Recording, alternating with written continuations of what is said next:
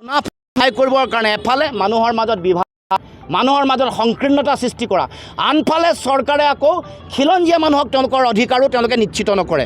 গতিকে এই দুই ধৰণৰ দুফালে তেওঁলোকৰ লাভ হোৱাৰ খেলটো চৰকাৰে বা মুখ্যমন্ত্ৰীয়ে খেলিব খুজিছে। গতিকে আমি এই গোটেই কথা বতৰাবোৰ অসমৰ ৰাইজে যাতে নিৰ্মূলভাৱে বিশ্লেষণ কৰে আৰু আমাৰ নিজৰ সুৰক্ষিত ভৱিষ্যতৰ কাৰণে, আমাৰ অধিকাৰ সুৰক্ষিত কৰিবৰ কাৰণে যাতে আমি সকলোৱে আহি থাকিব লগা দিনসমূহত দৃঢ় স্থিতি গ্ৰহণ কৰোঁ। আৰু আমি প্ৰশাসন যন্ত্ৰকো আমি ক'ব খোজোঁ যে আইন হাতত তুলি ল'বলৈ চেষ্টা নকৰিব। অসমত কিছুদিনৰ পৰা জংগল ৰাজ সদৃশ পৰিৱেশ এটা সৃষ্টি কৰিবলৈ বিচৰা হৈছে। গতিকে আইনৰ শাসন হ'ব লাগিব, পুলিচ ৰাজ, জংগল ৰাজ এইবোৰ হ'বলৈ দিয়া নহ'ব, এইটো কথা স্পষ্ট।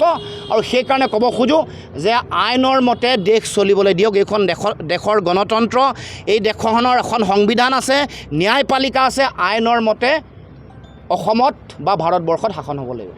আপুনি আজি